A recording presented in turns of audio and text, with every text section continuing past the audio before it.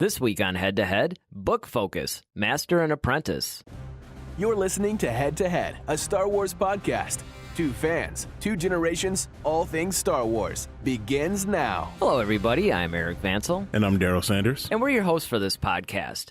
So as most of you know, and I'm sure, by the way, first of all, before I get into that, let's welcome Daryl back. Yay! Yeah. I had to do unfortunately, I had to do the podcast by myself last week. And yes. Well, you have to emulate your favorite character, Solo. That's right, Solo. And it's funny because I kept saying that all the time, whenever I would post about it. Mm-hmm. Because, it being head-to-head, it really doesn't make sense for this to be. Right. So I would always say, solo podcast, no pun intended. Right. Yeah, I caught that. But you're doing better now. Yes, cool. I got rid of all my cooties and sniffles and whatnot. So yes. I'm back in action. I won't get you sick. That's good. That's good. Because that was the main thing. I want everybody to know that Daryl was willing to do the podcast, but I was just like, man, can't afford to get sick. But as you guys know, or most of you know, we record these podcasts on Fridays and then we put them out on Monday.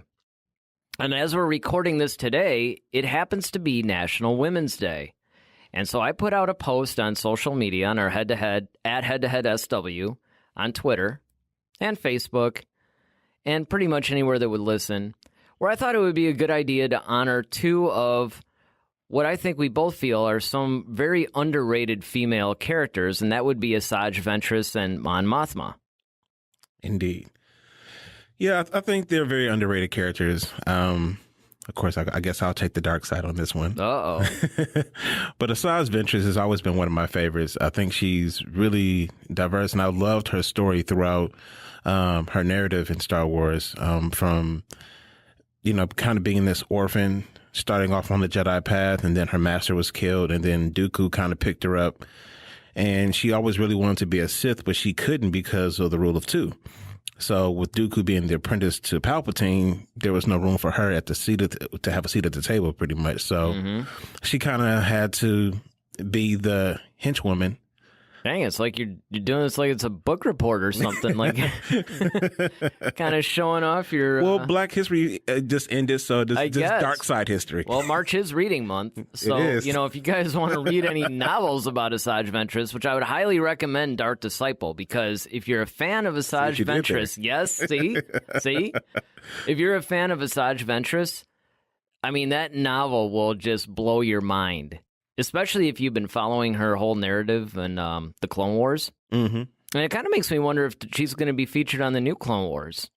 Yeah, I hope so. I've loved seeing her pop back up in different capacities, especially when she became like a freelance bounty hunter. Mm-hmm. That was really cool. And she even kind of started going back towards the light side when she got with Quinlan Voss. So that's a whole another thing too. And just so everybody knows, Dark Disciple was actually the novel was based on written but unproduced episodes of the Clone Wars.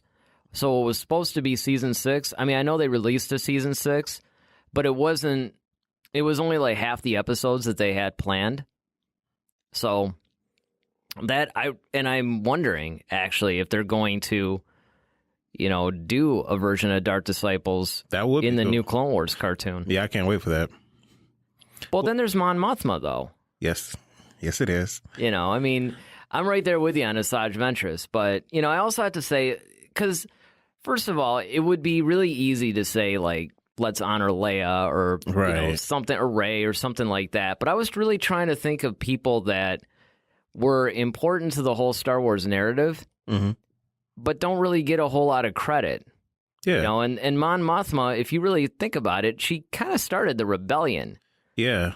Yeah, she was pretty much one of those ladies at the tip of the spear, man, who was really just making sure everybody kind of banded together. She was kind of the mother, I guess, if you want to say, of the rebellion. Yeah, that's a good way of putting it. She had, and even in the movies, you can tell she kind of had that motherly presence, that tone where she didn't even hardly yell. She just kind of quietly spoke, and everyone listened to her intently. But then Leia was kind of like the fire that kind of sparked everybody up. So, you had that nice balance of hope. Well, the thing that's funny about Mon Mothma, there are some times where she does get like a little testy and a little angry in the novels, though. And that's the other thing, too. She's another one that she was explored quite heavily in the novels. Yeah. But even in the movies, though, you really do see her importance. And yeah, she's even a force in the political realm, too. You know what I mean? Like, that's where she really did a lot of her damage, you know, with capitalizing on that aspect of her life. And coupled with Leia, you know, they kind of form a pretty powerful team. So absolutely. Yeah, it was Mon Mothma is a really good choice. And a lot of people just think that she's just kind of the lady that's on the rebel base or whatever. They actually forget about her, I find, a lot of times. Yeah, a lot of people don't even know her name, you know. Yeah, that's true. That is true. A lot of people don't. And I mean, there's so many underrated female characters, but I thought that those were two of the strongest ones that had the most impact, you know, on the whole, like I said, the whole story, the whole narrative of Star Wars, but really nobody really talks about too much. Yeah, good choices, man. But what do you guys think? You know, do you think that Asajj Ventress and Mon Mothma were some good choices for this recognition on National Women's Day, or should we have chosen somebody else, or maybe we should have gone with Leia or Rey? Let us know at Head to Head SW on Facebook and Twitter. It's time to get a drink, I think. Yes. Now that I have my sniffles, I can back with my hot toddy and exactly. Yeah, get a real drink. Back on the sauce. All right, well, what do we got first in the cantina today, or this week, or whatever? Yeah, whatever we're doing. Whatever we're doing. I see you pre-gamed. But basically, I want to talk about some of the rumors that I've been hearing about The Mandalorian. Of course, we know it's wrapped up already, and I'm hearing speculations that we might see some people from Rebels, such as Ezra Sabine. So I don't know if you've heard anything about that. I haven't, but I could see Hera simply because she was sort of mentioned in Rogue One. Mm-hmm. At least, you know, I think she was paged on the intercom or something. Yeah. So it would make sense that, you know, she would pop up. But Ezra, that would be really, well, I guess that could happen. As when last we saw Ezra, he had gone off to the outer regions to explore. So it's like, well, wait a minute. Where did Thrawn take him? Ooh, it's been a minute since I've seen Rebels. Well, I mean, but even be that as it may, I mean, he still could pop up. I know he was like called. I guess because he's young enough, though. He's young enough. He's young enough. I mean, this does take place after Return of the Jedi, so yeah. So he'll definitely have been a man by then, and probably a little bit seasoned by that time. So maybe Ezra or Sabine both could really have survived, and especially, you know, Sabine kind of did her whole, especially with the Mandalorian thing. I mean, that kind of her. Honestly, it would make the most sense because she does have that whole Mandalorian connection. And yep, that's her whole background. That's her background, and that would be the perfect place, honestly, to explore that whole story and more of it in live action. And I've often said I would love to see some of the Rebels characters as live action characters. Yeah, and it would be cool because I could kind of see him weaving Ezra in there, especially if there's like some conflict or something that's going on. And Sabine's like, well, I know a guy, and it's Ezra, you know, because they've always had that friendship. So she might be able to reach out to good old Ezra, and he should. Well, it would just be interesting to see where he's been this whole time too, because if you think about it. Yeah. It's like, well, why would he pop up at that point? Mm-hmm. You know, and what was he doing during the whole galactic conflict with the Empire versus the Rebellion, which he was such a part of. Mm-hmm. So it would just be a really interesting story. Like, if he actually does appear on The Mandalorian, it would be really interesting to see, you know, like what perspective that they take that from. Yeah, I mean, I also even wonder about with Ezra, like you said, being in that rebellious, wasn't part of the rebellion to begin with. If he did go to the Outer Rim, like how far out or how far did they even know about what was going on in this part of that sector of the galaxy? Well, and that's the thing. Like he might not even. Don't forget, it's the unknown regions, the Outer Rim. Well, yeah. I mean, we all interchange those terms, but they are really different. True. And that's the thing. It's kind of like you're saying, like, what did he see? Mm-hmm. Because remember, one of the things that, you know, I've always supported the whole Palpatine thing, it seems like they've been setting up this framework in the books, is that there's something in the unknown regions that was concerning, and also basically picking the curiosity of Palpatine. Yeah. He was simultaneously scared but curious at the same time. So he sensed something, and the books have been basically framing this whole thing that he had this contingency plan, and, he was in contact with somebody from the unknown regions, and something was up. So it's like, if Ezra went out there, did he see any of this, or? Right. Yeah, it's all Is that the only? Are those the only characters that were mentioned? I didn't see this rumor. Yeah, those are at least those are the ones I recall seeing, was that Ezra and Sabine, which to me makes the most sense. I mean, at that point in time. Yeah. Because I think everybody else, like, if you really look at it, we all know, what's my chick is gone. Oh, Kanan? Kanan, yeah. Yeah. So we know he's gone. Hera, maybe, like you said, Hera might be around. It just depends on, the story. Because that's another thing, too, is we actually don't know that much about The Mandalorian. I mean, as much as we do know, there's a lot we don't know. You're right, exactly. And it's really difficult to figure this stuff out, when you don't really have that frame of reference or that context. Because context is everything. Absolutely. And then it's kind of like you got to wonder, okay, is this going to be a limited series? Like, is it going to be, just like a 10-episode thing? Like what they're rumoring the Obi-Wan thing to be? Is it going to be going for, like 3 or 4 seasons? Do you think we're going to get a glimpse of it at Celebration? I do. Okay, I thought so. I don't think that we're going to see the Cassian series at Celebration. I think they're going to mention it. Yeah. But I definitely think that we're going to see something. Mm-hmm. But then again, and I hate to keep going back and forth on this stuff, but it's like, on one hand, it is a 5-day thing now, Celebration. So it's kind of like, well, you could do a lot of different things, but I think they might want to keep the focus on Episode 9 at the same time. But the only thing is, they put so much out there about The Mandalorian that I can't imagine a world where they wouldn't talk about it, Exactly, yeah. I agree. That's what but I'm glad you kind of side with me on that one. We're on the same page. So the next thing I wanted to talk to you about was Episode 9. Now, what a shock. I know, We're doing a podcast that talks about Episode 9.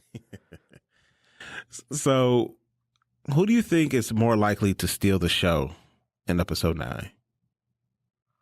We all know Rey is going to be, of course, a big focal point. But, I mean, like... I honestly think that Kylo's actually going to... going to really steal more of the show. I mean, if you're talking about realistically, because look, from a lot of things that Mark Hamill have been saying, and just from a story perspective, I really think that Luke is going to just be more of a cameo than a feature character, which I think in that sense is what he was supposed to be. Because if Carrie Fisher had never passed, this would have been her movie. Right. Harrison Ford had 7, Mark Hamill has 8, she would have 9. And of course, they are going to be using, footage from her. So in a way, it still could be her movie. But that said, I really think that there's a lot of interesting things, especially the rumors that have recently come out. Well, it's not even rumors. Apparently, some of the shareholders at a shareholders meeting were shown footage from 9. And, there was a scene with Kylo looking at Vader's burnt helmet. So I think that they're going to bring that back. Because I think that JJ actually wanted to explore that more. Yeah. Rian Johnson actually, there was a mention of it, obviously, when Snoke was basically making fun of him, saying that, I thought you'd be the next Vader, but you're really not, or whatever. But I really think that JJ wanted to explore that a little bit more.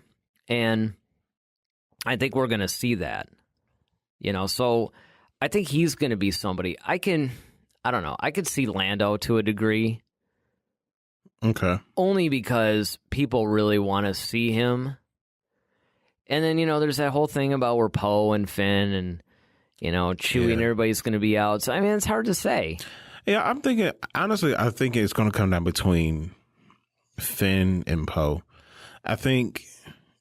But if I were directing, I would have to make it Finn, simply because I think we already can see. Now I almost want to go back and listen to our podcast that what if we directed episode 9? I know. Match that up with your answers. A little revisionist history here. Well, you think Poe may steal the show? Oh. Kill him now. Yeah. But no, I mean, I think Finn should really be the one, simply because he hasn't really had anything that truly defines who he is. Well, he's actually somebody, and I know we've talked about this on another podcast, but he's somebody that I always thought had a really interesting story arc that they reference it and they're kind of going all around it, but there's a lot of meat there that they could explore. Yeah, I would actually love, in 9, if there was something, once again, if I was directing 9, I would have, there's a battle between Kylo and Rey that takes place somewhere else. And then there's a space battle that happens above the planet, and that's led by Poe, but then the ground forces is led by Finn. And I would love to see like Finn take that command leadership role, and it's like, hey, look, okay, he's had the most experience being a stormtrooper. Granted, he used to be a custodian too, but so he knows how to at least clean up the bodies. Yeah, that's what I'm saying. Yeah, but, he can clean up the mess. You know, but it's like, wow, the Resistance base is just spotless. Right. But I just think that would be a great fit for Finn, just to actually take a command role. So no thing where like the lightsaber wiggles and it flies into Finn's hand. No, please, no.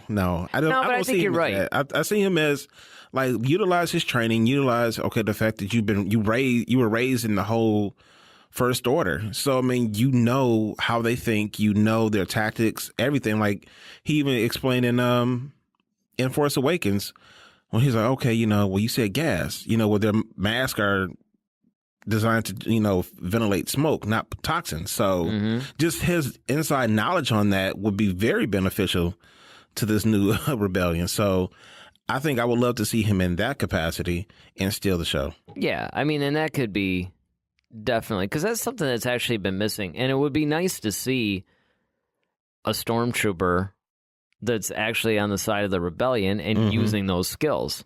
Right. Just like I also thought, by the same token, those of you out there who love the idea of Finn possibly being a Force user, a Force-using stormtrooper would also be interesting.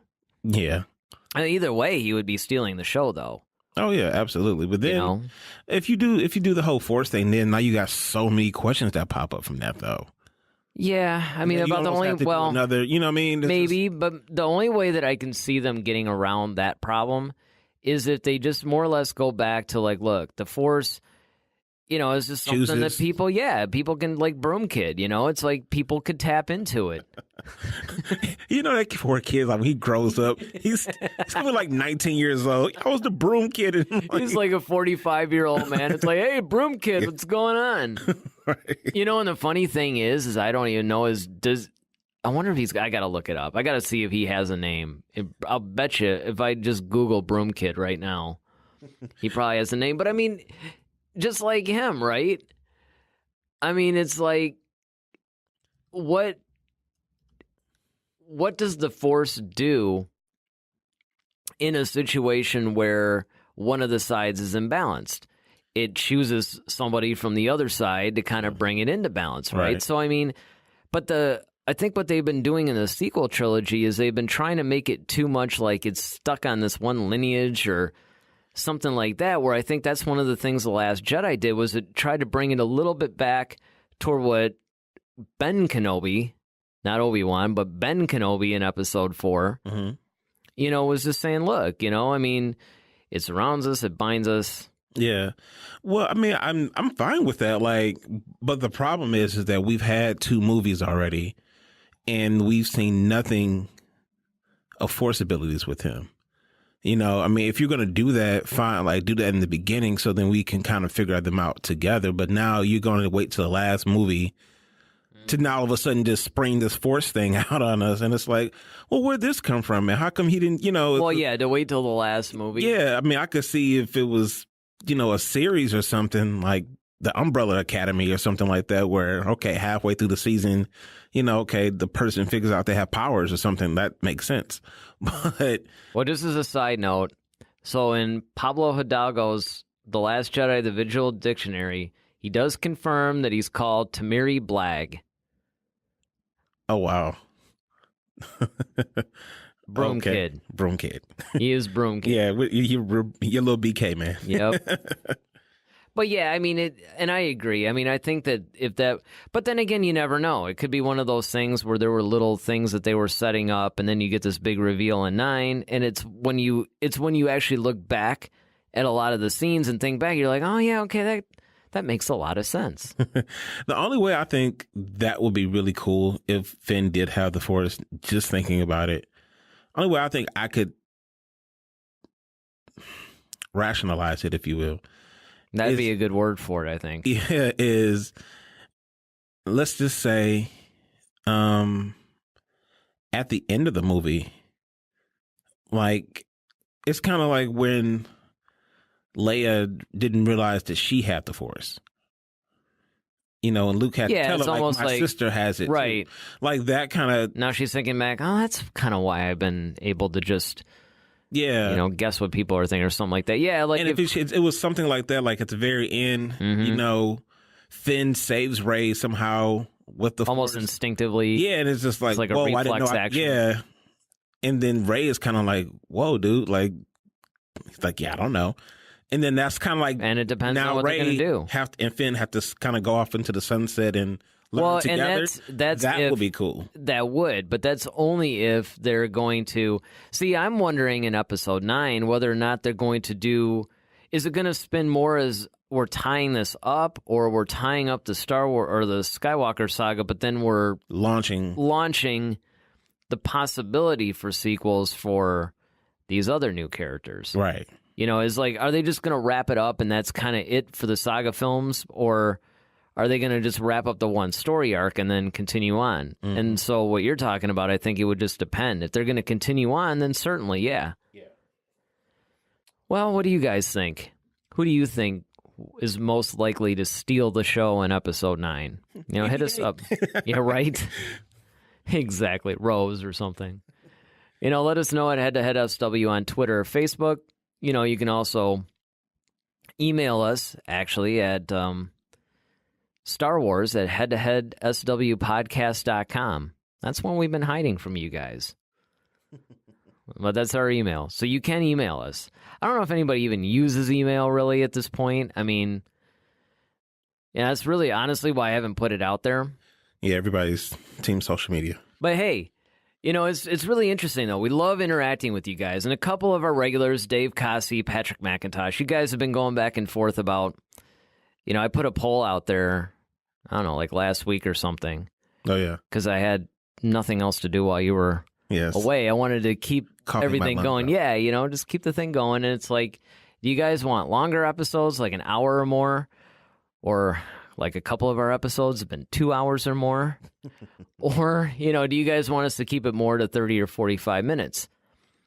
And so those guys have been, they're both like equally on the opposite sides. Yeah, they had their own duel of the fates over there. Exactly. Yeah, it was kind of funny. They were going back and forth a little bit on Facebook. And it is interesting. I mean, on one hand, I like the longer format because it allows us to really get in deep with some things, but I can also make the argument for the shorter format as well. So we'd like to hear from all you guys out there, not just Dave and Patrick, but everybody who might have an opinion. Do you guys want us to make these always an hour or more, or do you want us to keep it to 30 to 45 minutes and maybe, on special occasions or some big event comes up or something, we make it the extended version? Yeah, the director's cut.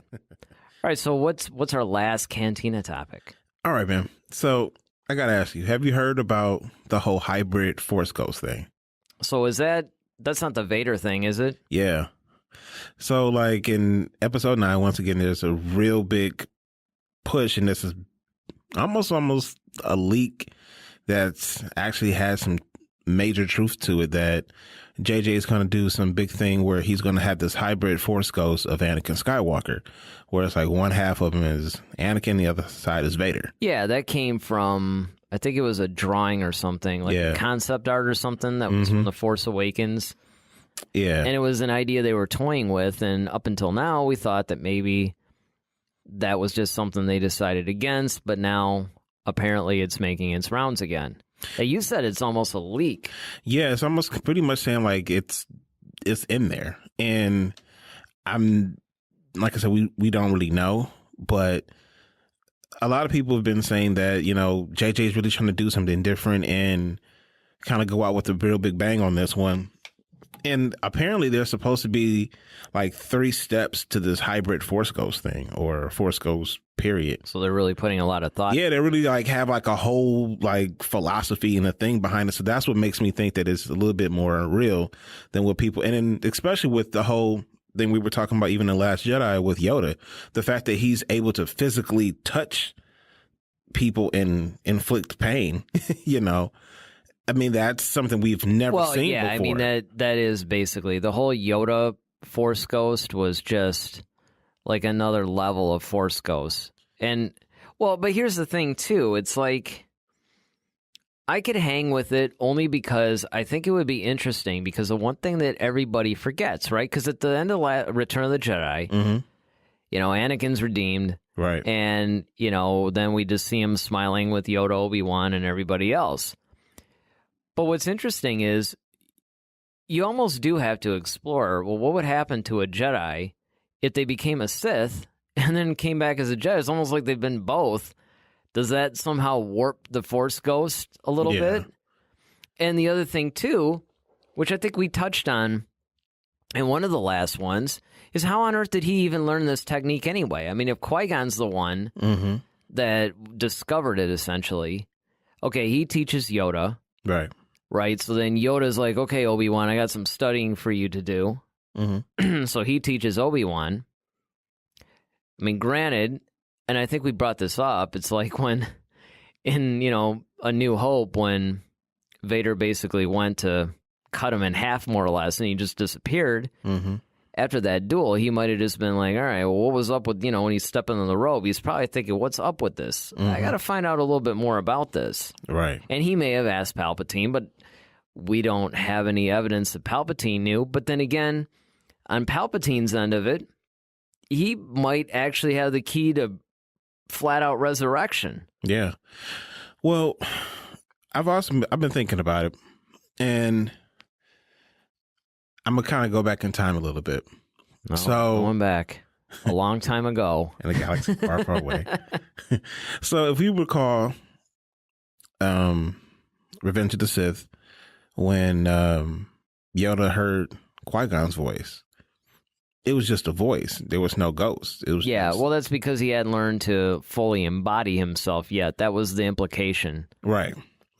So when we're talking about these 3 stages, that's what I'm thinking about, because, okay, there's that. Then we get to episode 4 when Obi-Wan is an actual ghost. I mean, not 4. Well, no, but he was 4, voiced. he was a voice. And, you know, you almost wonder, do you have to learn to be a ghost? And that's what I'm saying. Like, and I think by 5, okay, now he's in actual ghost form where he's visible. And then we take a look at, okay, Yoda passes at the end of 6. Well, in 6.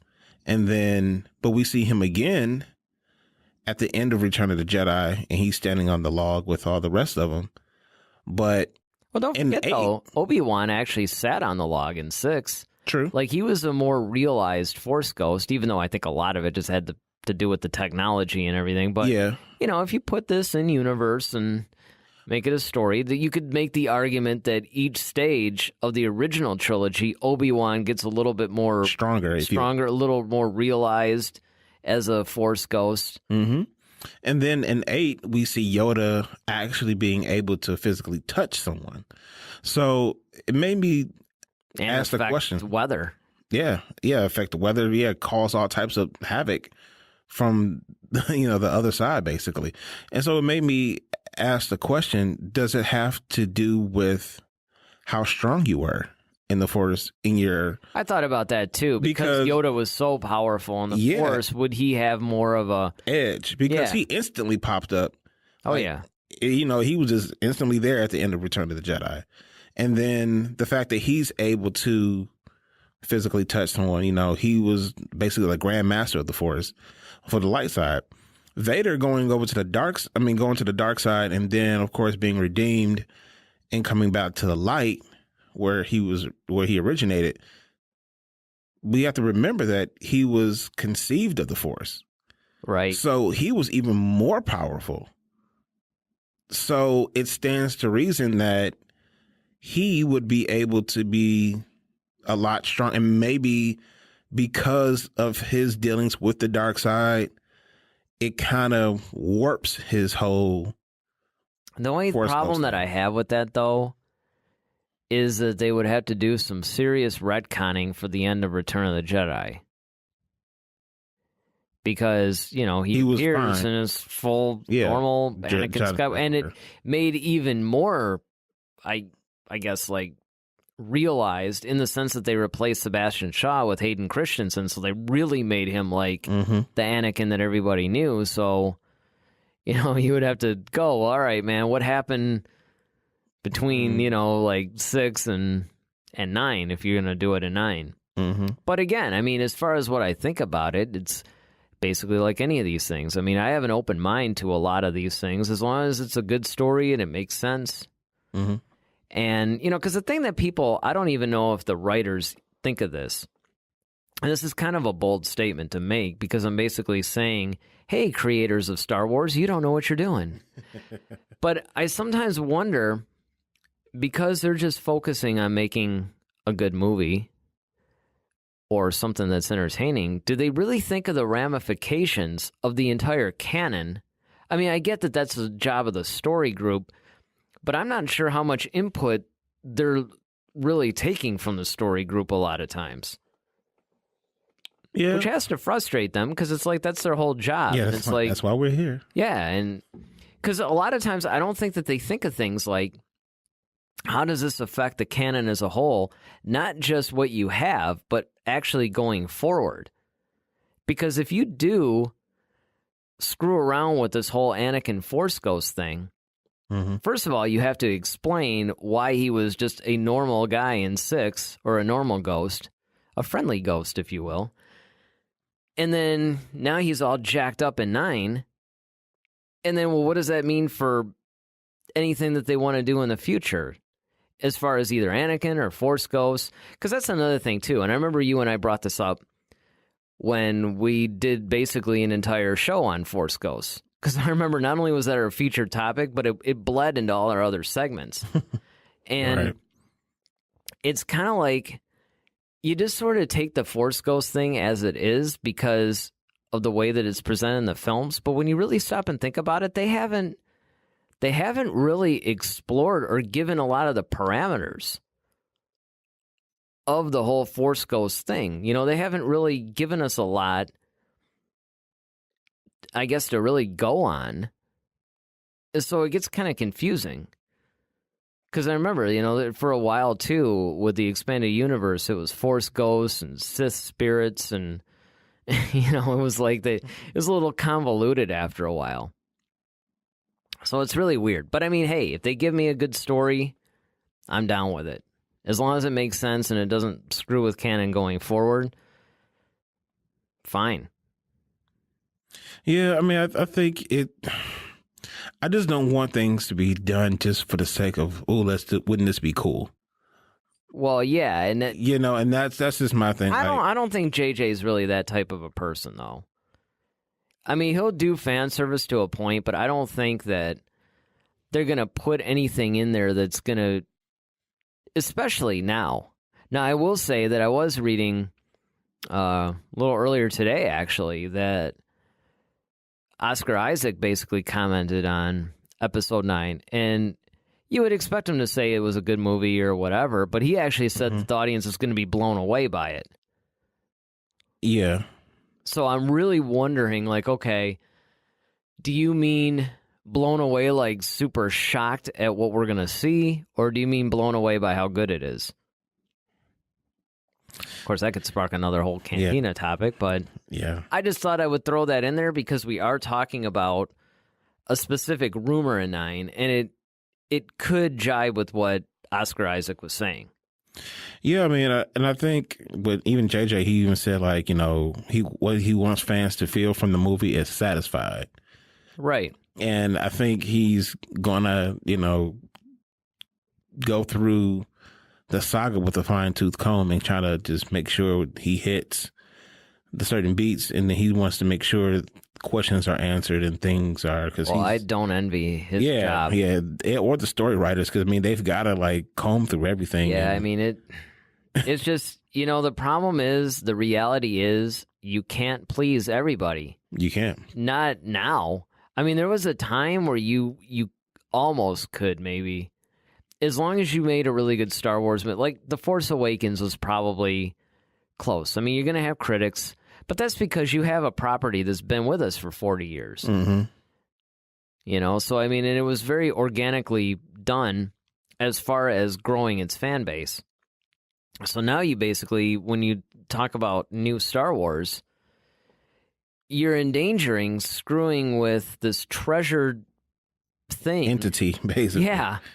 So everybody's going to basically look at it with full, crossed arms and go, okay, what have you got for me? Right. And so I just don't think that, even if it's the most amazing Star Wars film ever, there's people that still aren't going to be happy. Right.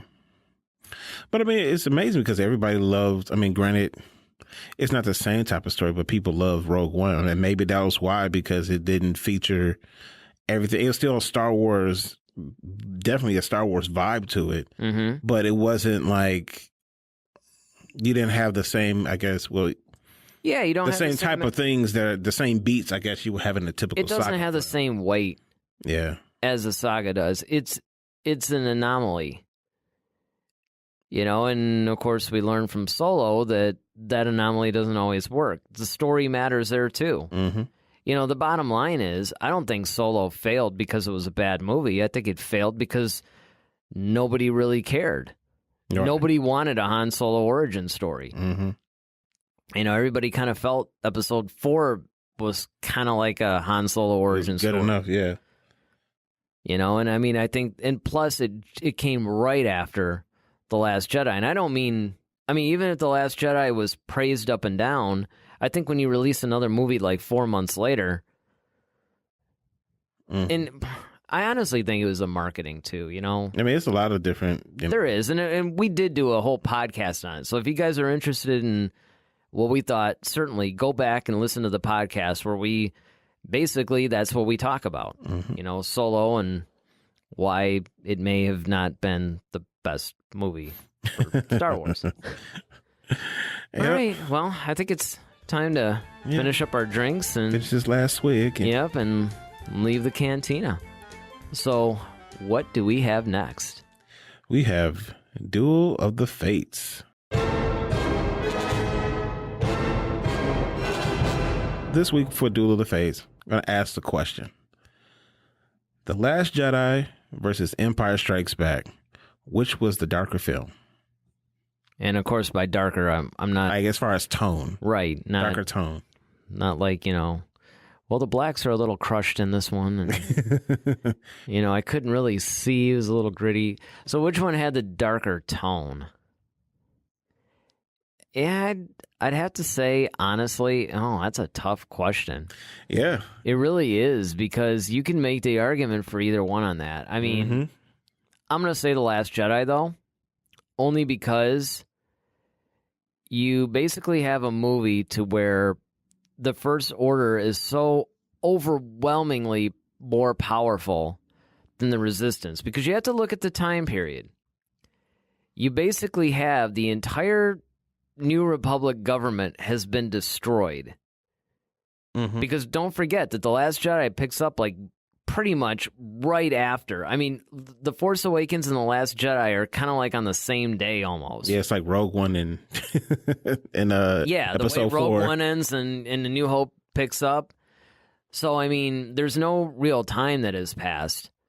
So, the whole New Republic has just been destroyed. The entire government's been wiped out.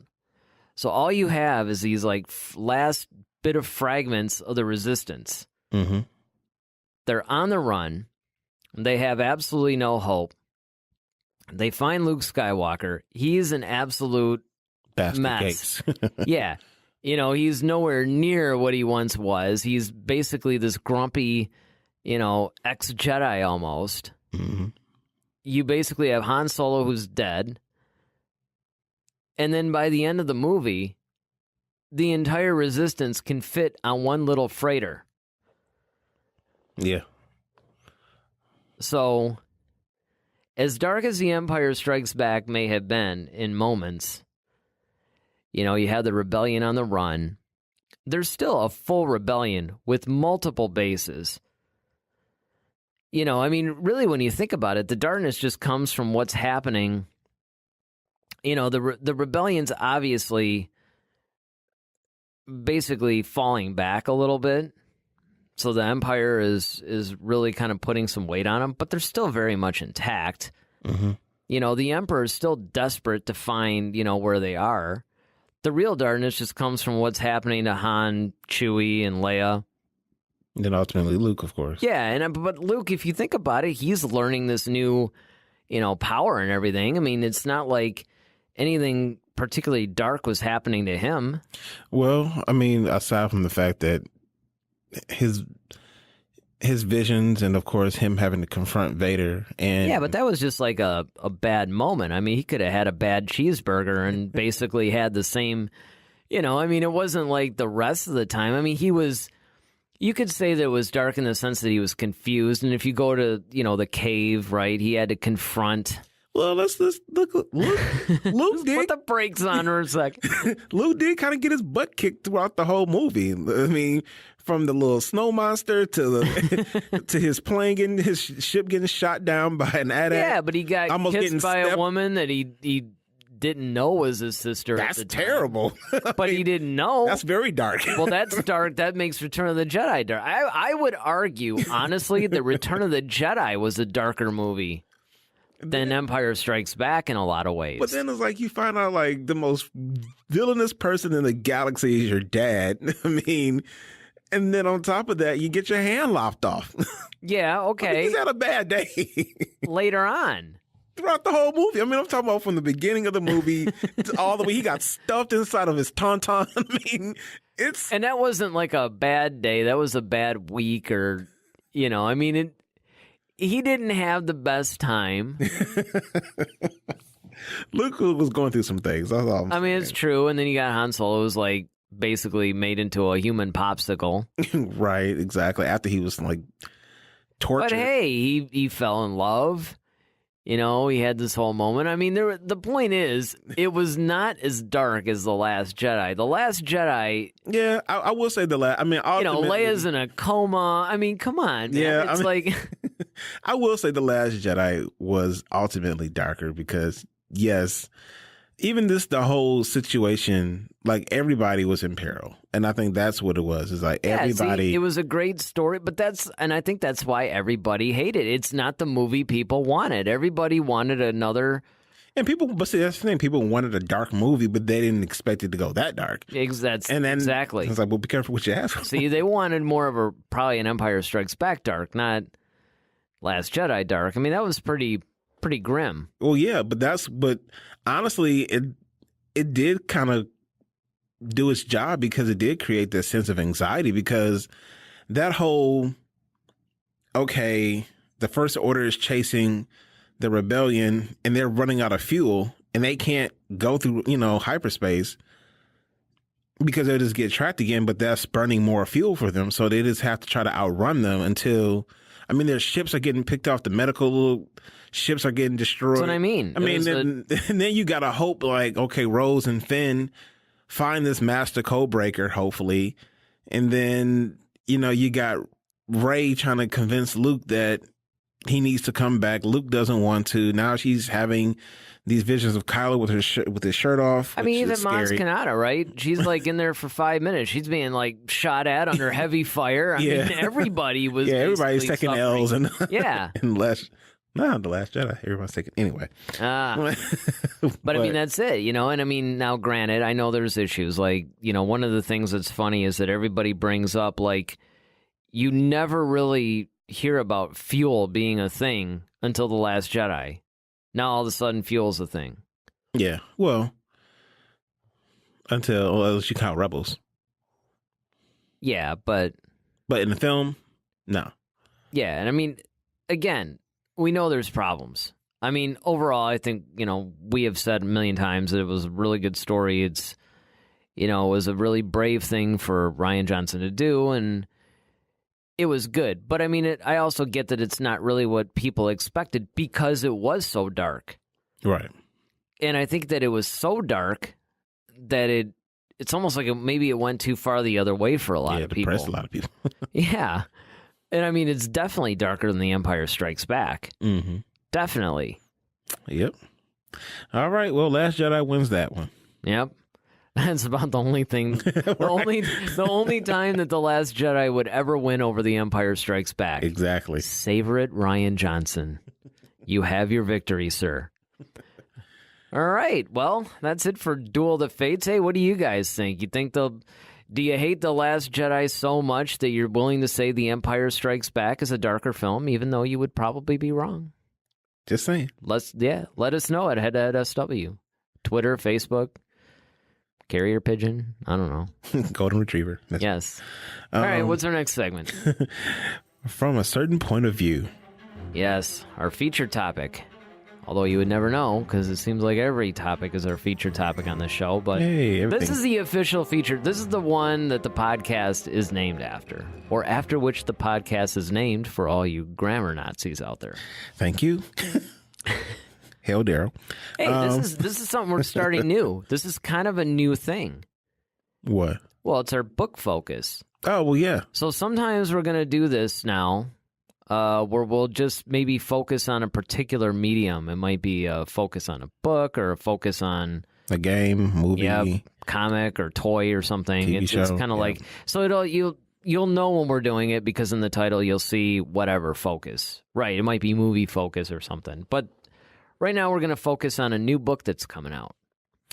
All right. So I sent this to you the other day, and it's basically a book that's on its way out, called Master and Apprentice. And it focuses on the relationship between Qui-Gon Jinn and ObiWan Kenobi. Now, I love the concept of this because I actually got a chance to read some of the excerpts from the book. And it really goes into the disagreements that Obi-Wan and Qui-Gon have, and also Qui-Gon's conflict for joining the Jedi Council. Oh, that's interesting. Yeah, and it was just to kind of give you all somewhat of a snapshot of what it's about in a little bit more detail. So Qui-Gon Jinn actually wants to have Obi-Wan transferred to another master, but he kind of doesn't want to do it because he knows it's going to actually hurt Obi-Wan's feelings, and it may actually set him back. He realizes he's such a good pupil, but he doesn't feel like he's the right guy to train him because his style is so different. And Obi-Wan, as we know, is solely kind of by the book kind of guy. And Qui-Gon is a little bit rogue. So basically, Obi-Wan's like this nerdy little Jedi kid. Yeah, he's like the Steve Qui-Gon's Urkel, just like, it's just like, okay, I can't do this. Exactly. And, Qui-Gon's just like, ugh. So, and I think that's kind of why he really wanted to train Anakin, because I think he kind of felt that Anakin was a little bit more like him. But, the thing is that there's a seat that's open on the council because one of the council members retired. And I even know you can do that, but right. I was like, there a pension plan for yeah, exactly. Do they go to like some room and have cake? Like, I don't exactly. know. Is there like are they out at Dax's diner or whatever, just doing a little celebration? But and where did they go? I know. What do they do? Like, I mean, if you're not, it's not like you're not a Jedi anymore. Right. No, you just kind of like, do you go to like the old folks home? Do you like, but that should be another novel. What happens to retired Jedi? Yeah. I mean, do you just go back to teaching or what? So yeah, it's weird. Essentially there's a seat that opens up because there's one particular Jedi master who Qui-Gon kind of reveres that he didn't even know was retiring. And so the seat opens up, and so Qui-Gon kind of has to make a choice. It's like, I could get on the council, and that way, because I'm on the council, I can't have a Padawan learner. So that would just kind of quietly move Obi-Wan to somebody else because that's what the rules say. And Obi-Wan's a rules kind of guy, so he would understand and he wouldn't think anything of it. But then on the other hand, he's kind of like, well, if I accept this position, am I shortchanging Obi-Wan Kenobi? And so these are the kind of conversations that he's having with Mace Windu and Yoda.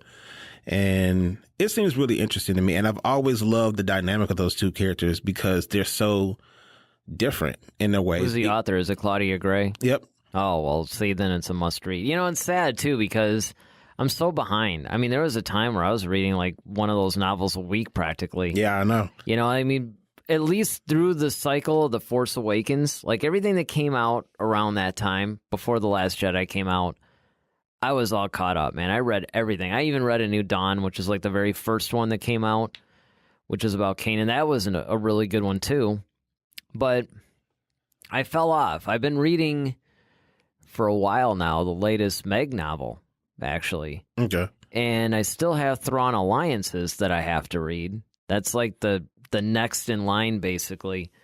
And I know there's another whole round of books coming out. There's Queen Amidala, which I think is out, which basically talks about how she transitioned from a queen to a senator. And, Okay. you know, I've been hearing that's really good. So there's a lot of books that are coming out now that I'm like, man, I really want to read this, you know? So, and this, of course, is one of them. Yeah, this one is really, really cool because I really would love to see the more the friendship side of things. And Well, if Claudia Gray's writing it, yeah, she's really good with the whole character thing. Like the way that she writes characters, especially characters that we know. mm-hmm. I mean, it's just outstanding. She's probably, I hate to admit it, I think I said this in the last podcast, actually, but Claudia Gray has pretty much unseated Timothy Zahn as the best of the Star Wars novelists. Now, it pains me to say that. What do you think about another, let's say if they had another pairing or another Jedi, like if they actually delved into like the background of a Jedi, what book would you like to see done? Like if it was like for me, it would be Mace Windu. Yeah, I could see that. Like I would love to see a book solely based on him. Just because I think he's such an interesting character because... I would like to see a book based on him. I wouldn't mind seeing a book on the fall of Dooku. That would be nice.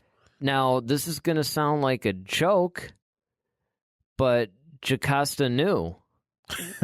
And I mean, I know... the librarian. I mean, I know it sounds funny, but if you've read the latest Vader series... and you read that particular comic where, you know, it shows her on the cover basically dueling Vader, and you read through it, you realize that she's a way more interesting character with a lot of depth than, you know, maybe what you see in the movie. I mean, where you're kind of like, really, the librarian? But, I mean, there's a whole backstory there that's just aching for some sort of a novel. Yeah.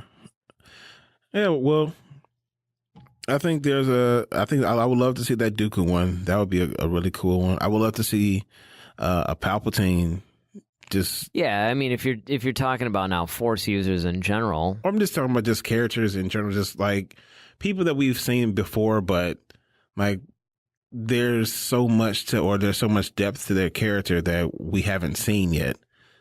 You know, like... There's a bunch of, like, even though we've seen a lot of Palpatine from the prequels, that's still the they had midpoint sort almost of in of the his whole Darth Plagueis novel. I haven't read that. I'm tempted to, even though it's not canon anymore, just because everybody is like, just says it's an amazing book. And it was one of the, right around the time when I was still reading the whole Yuuzhan Vong series that has like a ridiculous amount of books. I was trying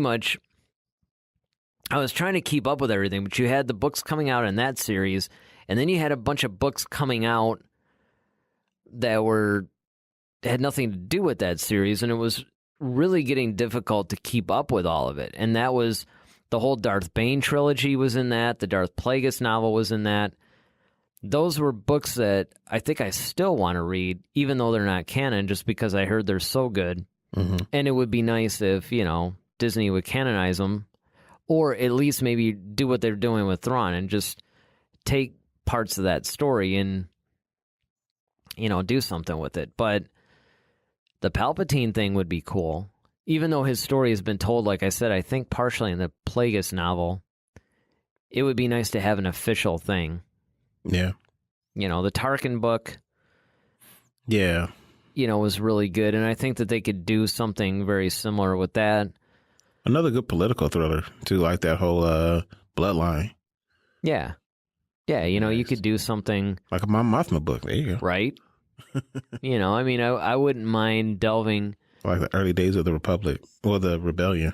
Well, they do have that one Princess Leia novel that supposedly is really good. Yeah, who else would be good? There's so many different secondary characters, too, from the Star Wars universe that would actually make... Or, even if it wasn't a singular thing, like you had this thing that's about Qui-Gon and Obi-Wan's relationship. Mm-hmm. One of the things I enjoyed about Lords of the Sith was... Yeah. You had the Palpatine-Vader dynamic. Mm-hmm. I wouldn't mind seeing that explored more. Yeah. Yeah, that's the one of the things, like I said, I've always wanted to see that in even like a Netflix series or something like that. I think that would be really cool. Oh, yeah. I wouldn't mind seeing some of the... They've done this, of course, now in the old EU, but the Bounty Hunters. They had that Tales from the Bounty Hunter short story, like, anthology book. And, that was some of the coolest stuff. So I wouldn't mind seeing that. Maybe even some of the Saw Gerrera stuff. That might not be bad. Yeah, they could expand, some of that. Some of the stuff they even brought up in Solo. Yeah. That would all be really cool. I wouldn't mind seeing a Darth Maul backstory.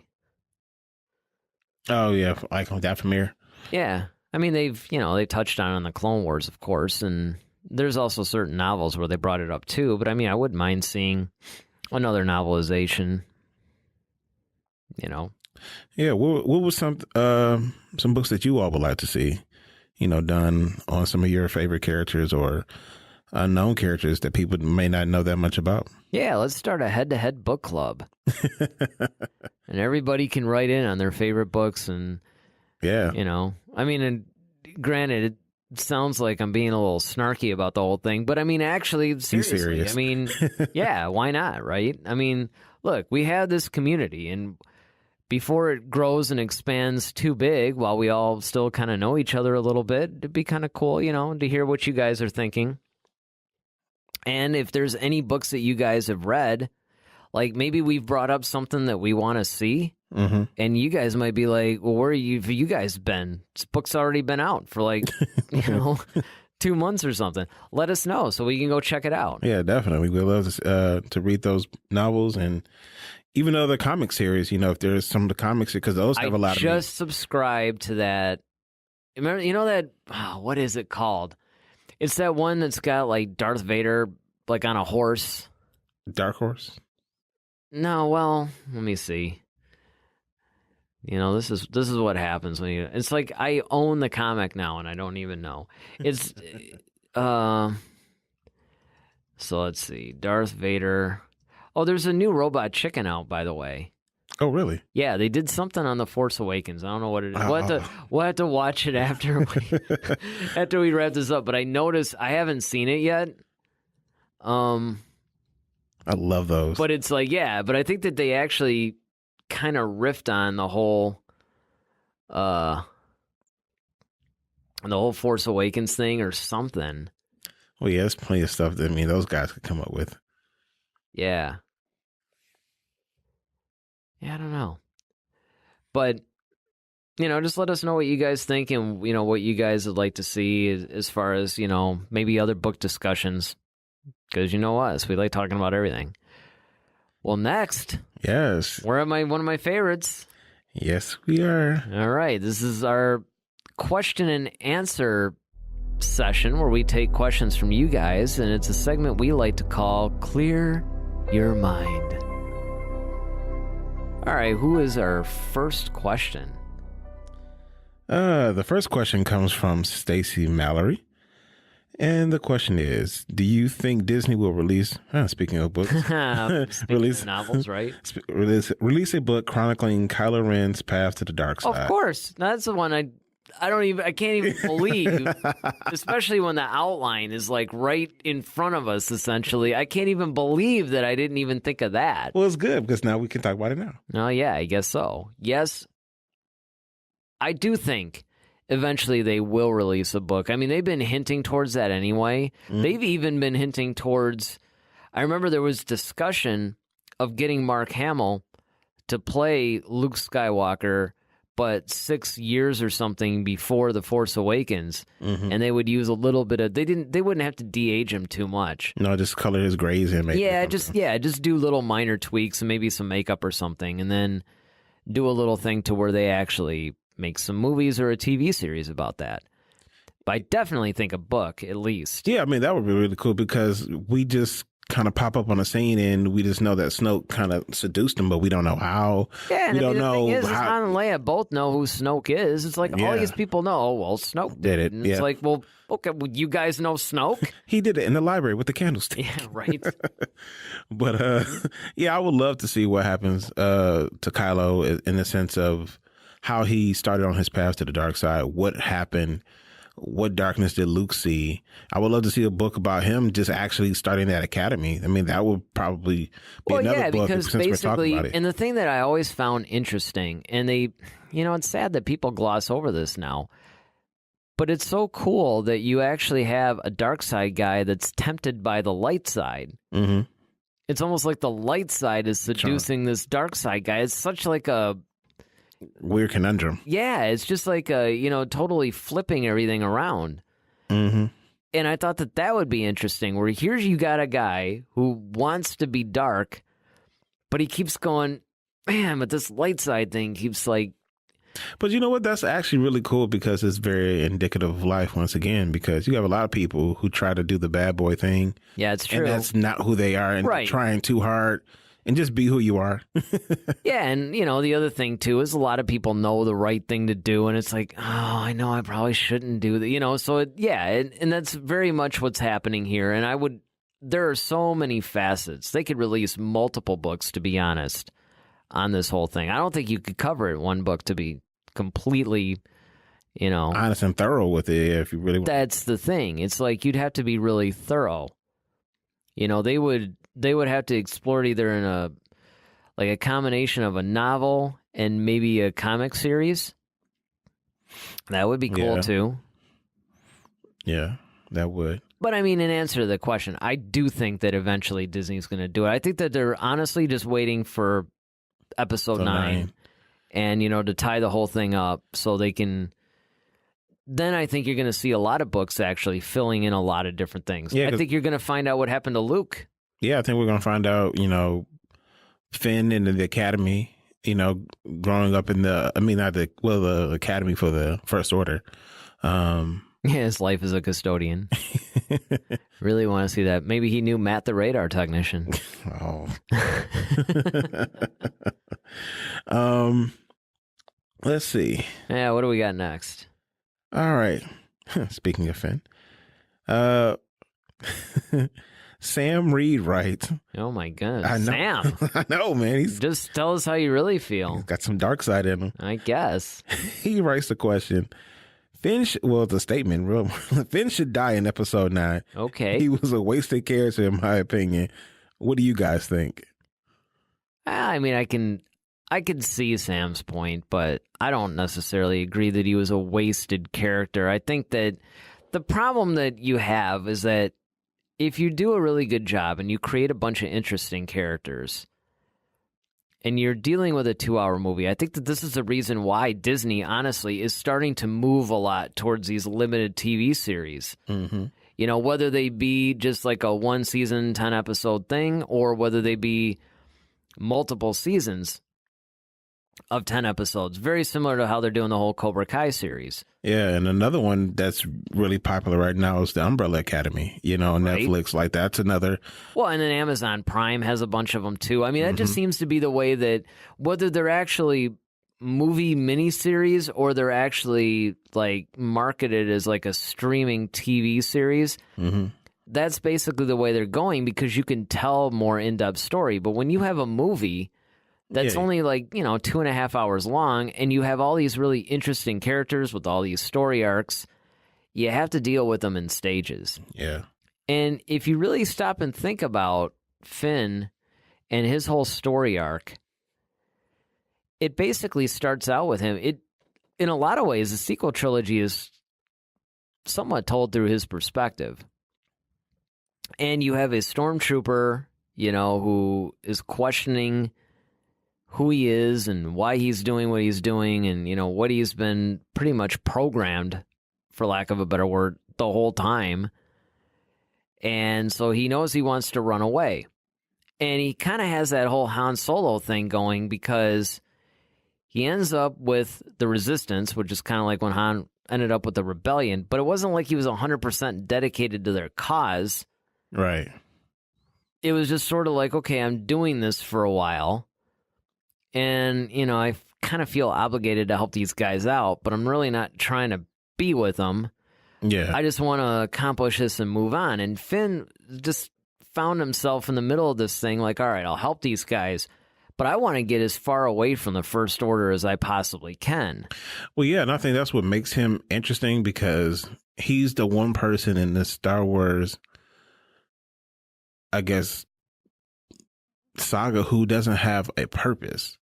Because, like, we can see, okay, Rey is going to be a Jedi, or, okay, great, she has a Force. Mm-hmm. So her destiny is pretty much laid out for her. Either you're going to be a Jedi or a Sith, but with Finn, from birth, he's, like you say, he's been programmed to be this one thing. And so when you don't want to be what you're programmed to be, then it's like, well, what else do you know to do? Like, he doesn't have, he has skill sets, I'm sure, but it's just kind of like Han Solo, like, that's true. Han was at least a smuggler. Like, he was already a smuggler, and that's what he did. Yeah. So that was kind of the life he chose. And Leia was always in politics. Mm-hmm. That's the life she chose. Luke was a farm boy, at least. That's not what he wanted to do. He wanted to join the rebellion. But at least, so I guess his thing is kind of marrying Luke in some ways.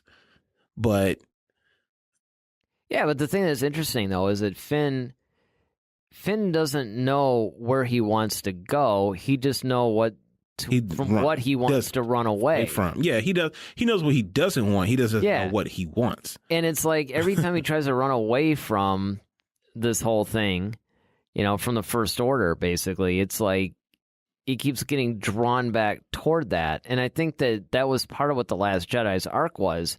It was him realizing that this is the cause that he's going to be a part of. I think the end of it was, he started to realize, you're kind of doing this all for love. You're doing this for a bigger purpose than just, I want to run away because he's going from being scared to being brave. I think that was the whole point of that whole suicide run that he was making, is like, he really knew what he wanted to do. He was going to sacrifice himself for this cause because he finally believed in it. Right.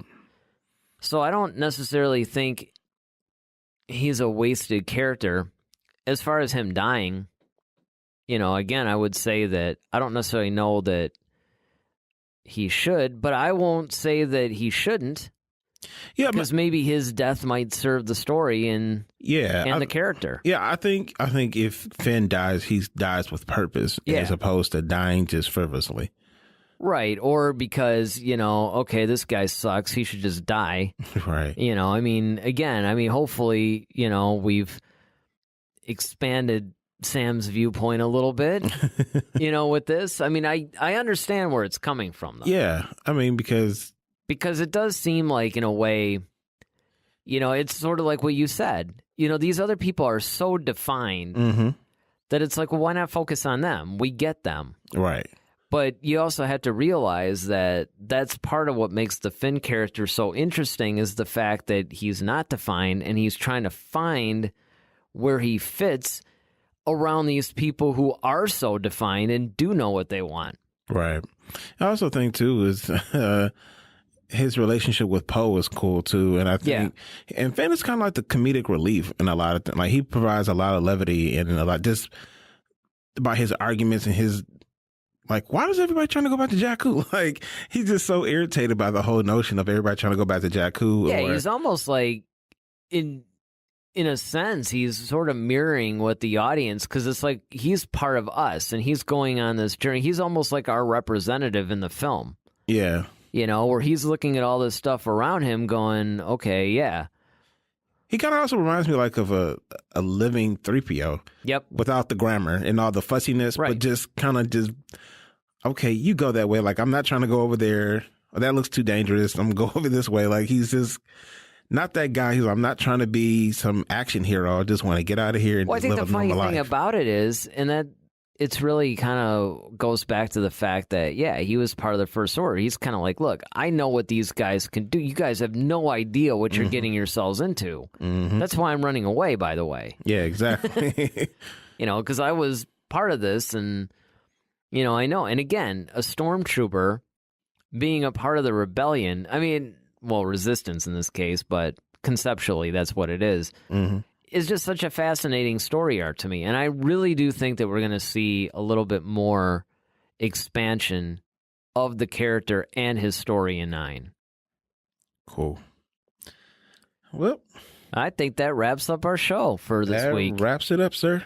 All right. Well, you know, hopefully you guys enjoyed it, and you know, I know I enjoyed having my co-host back. It was a lot nicer to bounce something off of rather than just talking into a microphone. Yes, talking to yourself, and people can hear your thoughts. Yeah, exactly. It's kind of strange doing a solo podcast, to be honest. You know, I like the whole dynamics, but you know, as always, reach out to us at Head to Head SW on Facebook or Twitter. You can email us, starwars@headtoheadswpodcast.com. Be sure to subscribe to us on iTunes. Subscribe to the YouTube channel, Eric Vansel Media. You can see a video representation. One day we'll actually be back on video again. Yes. But this week is not that week. Well, all right. All right. Well, I'm Eric Vansel. I'm Daryl Sanders. May the Force be with you. Always. Head to Head, a Star Wars podcast. Be sure to follow us on Twitter @HeadToHeadSW. Submit your questions for our next show. Visit our official website at headtoheadswpodcast.com.